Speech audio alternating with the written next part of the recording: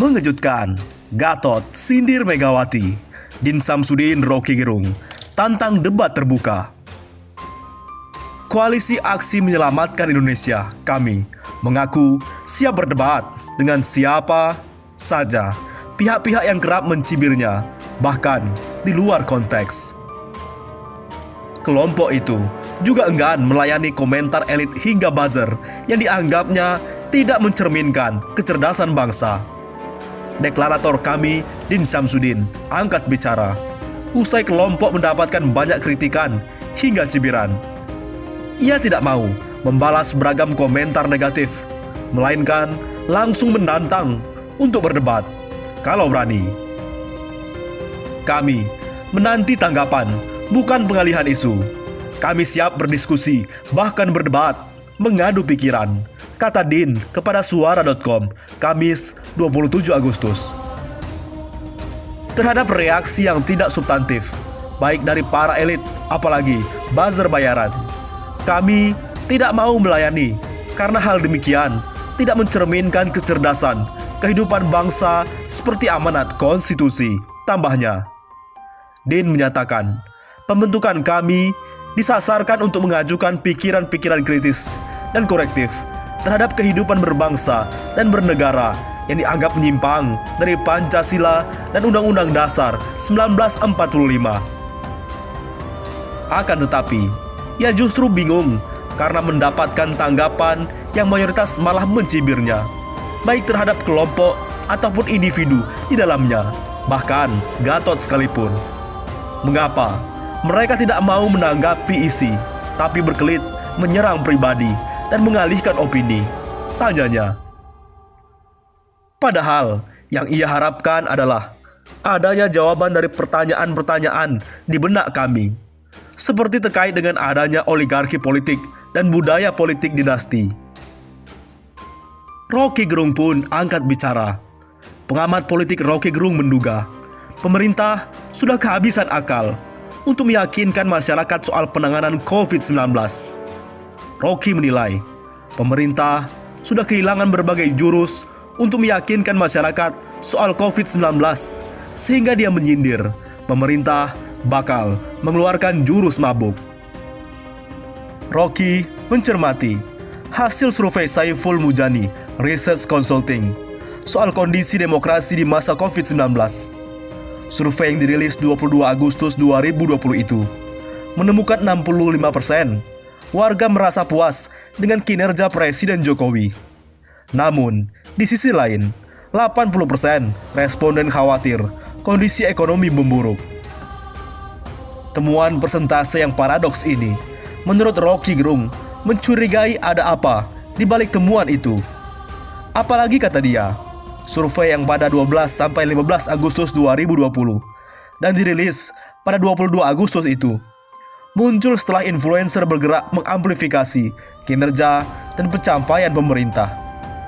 Rocky Gerung menduga survei dari SMRC itu mengamplifikasi apa yang telah dilakukan para influencer. Untuk itu, dia menduga survei SMRC ini dirilis untuk membatalkan keyakinan publik bahwa Indonesia buruk dalam penanganan COVID-19. Menurutnya, penelusurannya survei SMRC itu sebagai respon atas setelah Indonesia Corruption Watch membongkar skandal penggunaan anggaran 90 miliar lebih untuk influencer memoles citra pemerintah. Melihat sekuen waktu rilis survei SMRC ini, Rocky yakin riset itu adalah untuk membalikan opini publik yang miring terhadap kerja pemerintah dalam penanganan COVID-19. Dia mengatakan, survei itu bekerja setelah opini publik dipengaruhi konten para influencer. Rocky mengibaratkan sekuen influencer yang disusul survei itu dengan mirip praktik sapi gelonggongan. Ya, seperti sapi kurus digelontorkan air, baru ditimbang, baru gede. Dengan kata lain, ini sudah dibeli suara publik itu. Ini survei yang basisnya calo sapi, nipu konsumen, kata dalam wawancara dengan Harbe Suseno Arif dalam YouTube Rocky Gerung Official dikutip Kamis 27 Agustus. Dia mengkritik SMRC soal temuan paradoks. 65% masyarakat puas kinerja Jokowi. Tapi, kok 80% khawatir ekonomi memburuk? Mestinya, SMRC jelaskan mengapa 65% puas. Kenapa ada mayoritas yang menganggap ekonomi buruk? Tugasnya SMRC terangkan itu. Ya, kalaupun jawabannya kan kami cuma menjalankan survei. Mestinya disclaimer dong, bahwa kami bekerja setelah influencer bekerja, ujar tokoh oposisi tersebut dalam laporan Hops ID, media jaringan suara.com. Dalam ulasan tersebut, Rocky Gerung mengkritik soal kacaunya pemerintah soal pusat data COVID-19 nasional. Secara tidak disadari, kata Rocky, pemerintah mengakui kekurangan dalam penanganan COVID-19. Menko Polhukam Mahfud MD mengatakan, pemerintah gamang dalam COVID-19 karena berubah-ubahnya sumber data COVID-19. Sebagaimana diketahui Presiden Jokowi, memerintahkan para menterinya untuk tak sembarangan ngomong soal COVID-19. Jokowi gerah, banyak komentar anak buahnya yang justru blunder. Jokowi meminta, sebelum ngomong, menteri mesti memastikan datanya Kesatuan Tugas Penanganan COVID-19. Jokowi telah mengungkapkan untuk data penanganan COVID-19 hanya ada 4 jalur, yaitu Badan Perencanaan Pembangunan Nasional, Lembaga Ilmi Pengetahuan Indonesia, Kementerian Koordinator Perekonomian dan Satuan Tugas COVID-19. Namun, dia menyayangkan 4 sumber data itu dikelola secara intelijen oleh BIN. Artinya, peneliti yang mau akses data itu melalui sejumlah syarat ketat. Data 4 tempat ini ada di intelijen. Baru data itu data intelijen yang tak bisa diakses.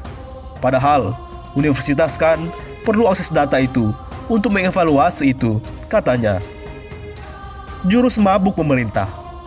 Dengan kacaunya pemerintah menangani COVID-19, Rocky Gerung menduga nanti bakal muncul jurus mabuk dari pemerintah, yaitu permainan isu soal insiden Kejaksaan Agung. Ini kan menjadi jurus baru. Bentuknya jurus mabuk, serang segala arah.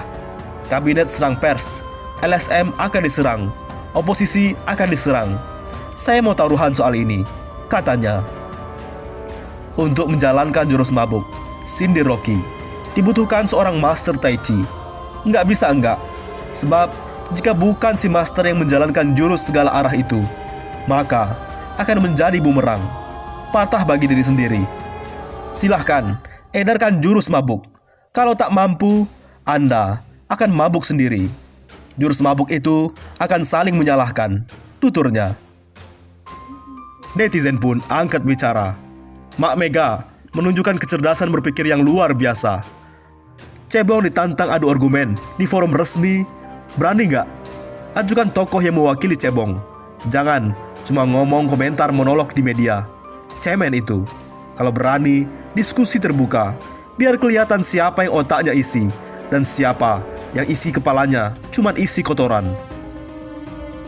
Kata netizen lain, rezim now terlalu banyak buzzer dan influencer. Nggak jelas yang menghabiskan duit rakyat. Para buzzer, mana berani adu debat? Kalau adu debit, urusan duit mau mereka. Bagaimana? Menurut pendapat Anda?